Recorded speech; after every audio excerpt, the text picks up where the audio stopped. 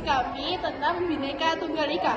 Perkenalkan, saya Nurul Aini Rahmawati, absen 27. Perkenalkan, nama saya Sofan Nurul, absen 32. Perkenalkan, nama saya Muhammad Hidayat, absen 22. Perkenalkan, nama saya Dennis Bukit Video, absen 12. Saya Nayat Nama Fira, absen 24. Perkenalkan, nama saya Amanda Vanessa Sabila, nomor absen 2 dari kelompok 2. Saya bertugas sebagai editor dari video. Bentuk-bentuk keberagaman masyarakat Indonesia. Yang pertama, ada keberagaman agama. Di Indonesia sendiri mengakui 6 agama. Yang pertama Islam, Kristen, Katolik, Konghucu, Hindu, dan Buddha. Yang kedua, keberagaman adat istiadat. Yang ketiga, keberagaman suku bangsa. Yang keempat, keberagaman ras.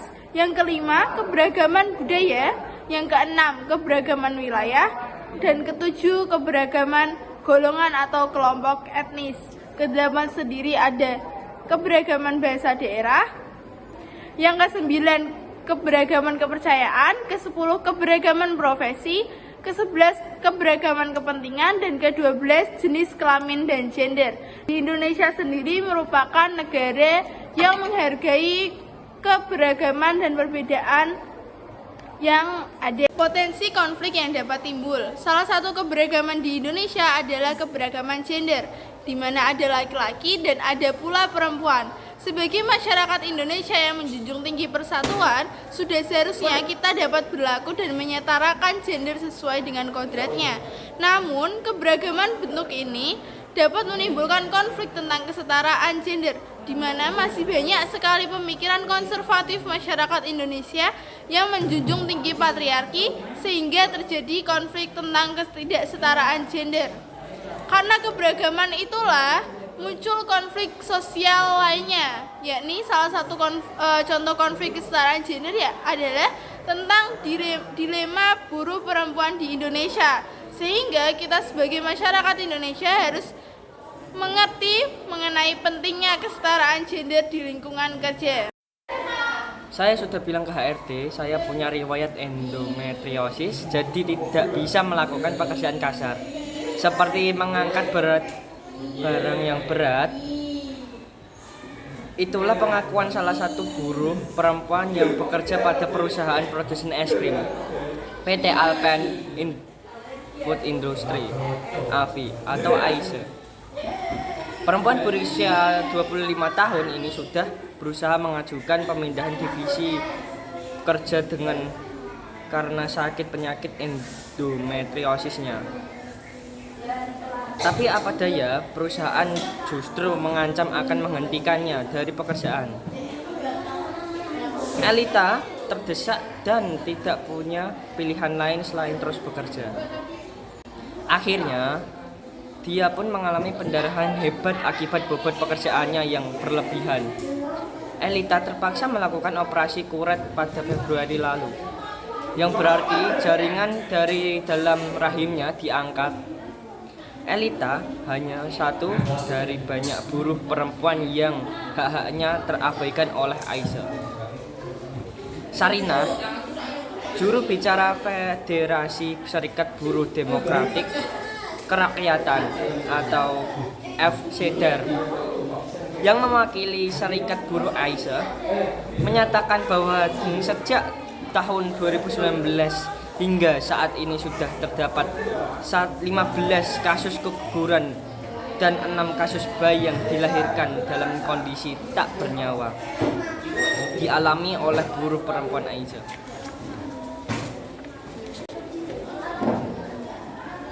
Pihak AISE telah membantah tuduhan tersebut. Perwakilan AISE, Simon Audrey Halomoan Siagayan, menyatakan bahwa pihaknya sudah melarang perempuan yang sedang hamil untuk bekerja di shift malam. Namun, terlepas dari penjelasan yang diberikan, AISE tetap mendapat kecaman dari berbagai pihak dan bahkan menghadapi aksi boikot.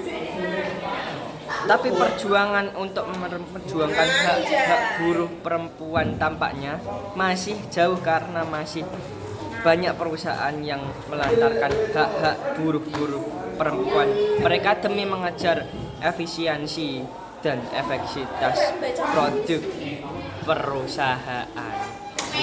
Kemudian terdapat juga dampak konflik kesetaraan gender. Yang pertama, adanya kekerasan berbasis gender. Kekerasan berbasis gender adalah kekerasan yang ditujukan pada individu atau kelompok berdasarkan gender mereka. Kedua, perpecahan masyarakat. Kerukunan masyarakat akan terganggu akibat konflik yang terjadi. Anggota yang sebelumnya saling bertetangga berubah menjadi tidak saling bertegur sapa, saling membenci, saling berprasangka, dan sebagainya. Kemudian, yang ketiga, kerugian harta benda dan korban manusia. Kerusakan fasilitas umum, rumah pribadi, serta taman yang rusak merupakan contoh nyata akibat dari konflik. Konflik juga dapat mengakibatkan korban jiwa dalam masyarakat. Yang keempat, perubahan kepribadian. Misalnya, anak-anak korban konflik akan menjadi pemurung, takut melihat orang lain, atau dendam. Orang yang terlibat konflik dapat menjadi beringas, pemarah, dan agresif. 5. Kehancuran nilai-nilai dan norma sosial yang ada, seperti nilai kasih sayang, kekeluargaan, saling menolong, dan persaudaraan. Nilai-nilai ini dapat digantikan oleh rasa dendam, curiga, tidak percaya kelompok lain, dan sebagainya. Aturan-aturan sosial juga dapat berubah, seperti larangan bertemu dengan kelompok lain, larangan melakukan kerjasama dengan kelompok lain, dan sebagainya. Berikut beberapa alternatif solusi untuk mengatasi konflik pada kasus tersebut.